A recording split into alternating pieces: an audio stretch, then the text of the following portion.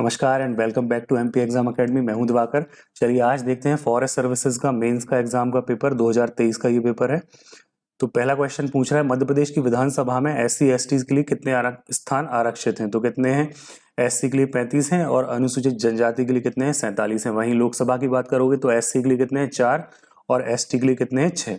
चलो नेक्स्ट देखो, जनपद पंचायत के संदर्भ में निम्न कथनों में से कौन सा सही है?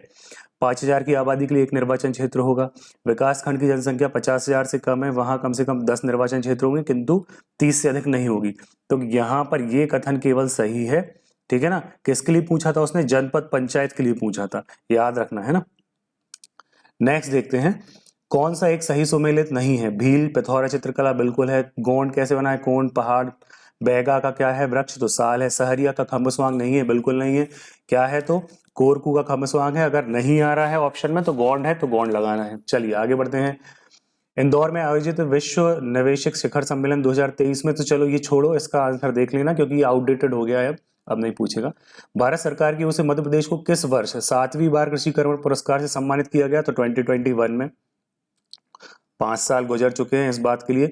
मध्य प्रदेश के राज्यपाल के संदर्भ में सही कथन आपको पहचाने। राज्यपाल राज्य विधायिका का अंग है, बिल्कुल है। धन विधेयक जो होता है राज्यपाल की पूर्व अनुमति से आता है, बिल्कुल सही है। और धन विधेयक को धन विधेयक घोषित कौन करता है? तो विधानसभा अध्यक्ष। तो क्या सही हो जाएगा? 1 और 2 दोनों। चलिए, मध्य प्रदेश के विधानसभा के अध्यक्ष उपाध्यक्ष से संबंधित सही कथनों में कौन सा सही नहीं है? अध्यक्ष उपाध्यक्ष त्याग पद देकर मुक्त हो जाते हैं, ठीक है। और क्या बोल रहा है? अध्यक्ष उपाध्यक्ष अपना त्याग पत्र एक दूसरे को देते हैं, ठीक है। यदि विधानसभा सदस्यों के बहुमत से अध्यक्ष उपाध्यक्ष को हटाए जाने का संकल्प पारित कर दे तो उन्हें अपना पद त्यागना पड़ता है, ठीक है। पारित होने के 15 दिन, तो ये क्या है? ये गड़बड़ बात है। आपने क्या पढ़ा है अभी तक? 14 दिन आपने सब में पढ़ा है ना। तो ये 15 दिन वाला क्या होता है? गड़बड़ बात है, यहाँ पर ये गलत है। नेक्स्ट देखो, 2011 की जनगणना के अनुसार जनसंख्या की दृष्टि से कौन सा स्थान है? तो 6वां है। 2011 की पूछ रहा है ना। और इसमें फिर तेलंगाना को हटा दोगे तो फिर आप क्या हो जाएगा? आगे आ जाओगे। क्लियर है ना। तो ये याद रखना, थोड़ा सा आपको याद करना है ना। चलो, 2011 की जनगणना के अनुसार एससी जो है इनका अनुपात कितना है? तो 21.09 या 10 किसका है? एसटी का। और 15.6 ये किसका है? एससी का। देखो सभी को याद हो गया होगा एक्चुअली कितना परसेंटेज चल रहा है रिजर्वेशन, तो उससे आपको ये डेटा याद होगा। राज्य योजना मंडल कब बना है? 24 अक्टूबर 72, पीसी सेठी। इंटरनेट पर प्रत्येक डिवाइस को विशिष्ट एड्रेस दिया जाता है, क्या होता है? IP address. नेक्स्ट देखते हैं, पेशेवर व व्यवसायी व्यक्ति जो अन्य से सोशल नेटवर्किंग लिंक्डइन होता है। चलो, आर्टिफिशियल इंटेलिजेंस सांख्यिकी की किस तकनीक का उपयोग यह देखने के लिए करता है कि डेटा एक टुकड़ा दूसरे डेटा से कैसे जुड़ा है? तो सह संबंध होता है ये क्या है? क्वेश्चन डिलीट हो गया। चलो नेक्स्ट देखो, पहली पीढ़ी के कंप्यूटर में इलेक्ट्रॉनिक उपयोग क्या थे? वैक्यूम ट्यूब, सेकंड में ट्रांजिस्टर, थर्ड में आईसी, है ना। और फिर आप आओगे 4 में तो वीएलएसआई, और देन 5वीं में तो एआई है और यूएलएसआई है। नेक्स्ट बढ़ते हैं, कास्केडिंग स्टाइल शीट, क्लियर है, का एचटीएमएल का फुल फॉर्म भी इसने दे दिया है ना। ले के साथ उपयोग क्यों किया जाता है? तो सही आंसर क्या है? वेब सर्वर पर वेब पेज को डिजाइन करने के लिए। आर्टिफिशियल इंटेलिजेंस का क्या कार्य है? तो machine translation, speech recognition, product recommendation, ये सारे हैं। सूचना और संचार प्रणाली व इंटरनेट के उपयोग से बेहतर शासन विधि क्या होती है? E governance. देखो गवर्नेंट भी लिखा है तो गड़बड़ नहीं करना है, गवर्नेंस है ना। नेक्स्ट की बात करते हैं, तो बोल रहा है खाली स्थान का उद्देश्य डायवर्जन को कम करना और डुप्लीकेट या फर्जी एलपीजी कनेक्शन। तो आपको अगर कुछ भी नहीं आता है तो यहाँ पर देखो क्या लिखा है? डीबीटी और एल, क्लियर है ना। तो डीबीटी से डायरेक्ट बेनिफिट ट्रांसफर आपको समझ में आ रहा है, तो क्या हो जाएगा? ये हो जाएगा। इंटरनेट पर open system interconnection, OSI. OSI में क्या लेयर होती है? 7 लेयर होती है। कहाँ से कहाँ तक होती है? तो फिजिकल से एप्लीकेशन तक। तो बोल रहा है डेटा अनुवाद और इंक्रिप्शन के लिए कौन सा लेयर जिम्मेदार है? तो प्रेजेंटेशन होता है। हरसी सिंचाई कहाँ पर, किस नदी पर? पार्वती। कहाँ पर? ग्वालियर में, है ना। याद रखना क्या कर रही है, तो यहाँ से नहरें निकली हैं, ये आपका डबरा भितरवार यहाँ पर क्या करती हैं? बढ़िया सिंचाई की व्यवस्था करती हैं। सतपुड़ा ताप विद्युत केंद्र को वित्तीय सहायता कहाँ से प्राप्त हुई? तो अमेरिका से, जर्मनी, दोनों से प्राप्त हुई है। आगे देखो, पश्चिमी भाग में अधिकांश वर्षा कैसे होती है? अरब सागर से होती है। ए आर सुब्रमण्यम, देखो रिपीट हो गया। श्रीमन नारायण ने कोपेन का कितना किया है? तो 3 मध्य प्रदेश में। रॉक फॉस्फेट कहाँ मिल रहा है? झाबुआ, सागर, छतरपुर, सभी जगह मिलता है रॉक फॉस्फेट।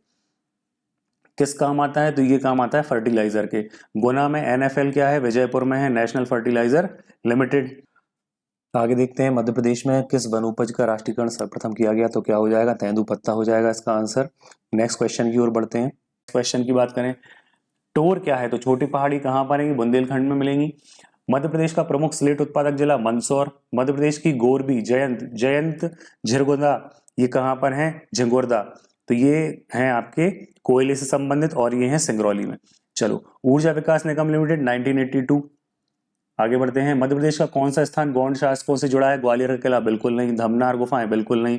अच्छा ये बताओ, धमनार की गुफाएं किस जिले में है? भोजराजेश्वर का मंदिर कहाँ पर है? रामनगर का मोती महल, तो आपको पता होगा रामनगर कहाँ पर, मंडला में है, जबलपुर में, कहाँ पर है? कमेंट करेंगे रामनगर को, इंपॉर्टेंट आपको क्वेश्चन है। रामनगर का मोती महल, तो रामनगर कहाँ पर है बताएं, बहुत बेसिक क्वेश्चन है। एम एस स्वामीनाथन किस क्रांति के सबसे करीब जुड़े हैं? तो भैया हरित क्रांति है। सुनील छेत्री ने किस वर्ष ध्यानचंद पुरस्कार प्राप्त किया? 2021। कपिल परमार, तो पैरा जूडो। देखो याद रखना, जितने भी गौंड वंश के शासक हैं इनको याद कर लेना है अच्छे से, बहुत इंपॉर्टेंट है। इसके अलावा जो मालवा रीजन का क्षेत्र है ना, यहाँ का याद करना है। इसके बाद आपको फिर बुंदेलखंड को करना है ना। चलो, रियासत की क्लास हो गई है, पूरी देख लेना। टंटिया मामा आर्थिक कल्याण योजना मध्य प्रदेश के खालिस्तान निवासियों को कम मूल्य, तो भैया टंटिया मामा हुआ आपका, इसके बाद भगवान बिरसा मुंडा हुआ, तो ये किसके लिए है? केवल और केवल ट्राइब। मुख्यमंत्री कन्या विवाह योजना कब हुई? 6 में चालू हो गई। सही नहीं है पूछ रहा, तो क्लाउडिया शीनबॉम का विषय में पूछ रहा है, तो ये आपका ऑप्शन हो गया, अभी आउटडेटेड हो गया है। अभी का करंट अफेयर पढ़ें आप, क्लास देखें, हो गई है। भूटान के सर्वोच्च नागरिक सम्मान का क्या नाम है? ऑर्डर ऑफ द ड्रग ग्लैपो, याद कर लेना, ये तो क्वेश्चन हमेशा का ही है। चलो, देव मीणा ने 27वीं बार नेशनल फेडरेशन चैंपियनशिप में किस स्पर्धा में जीता? तो पोल वॉल्ट। अब ये 27 तो हो चुकी है, लेकिन आपको याद रखना है देव मीणा किससे संबंधित है? Pole vault. प्राची यादव ने कहां पर स्वर्ण पदक जीता? तो भैया टोक्यो में भी जीता और चाइना में भी जीता।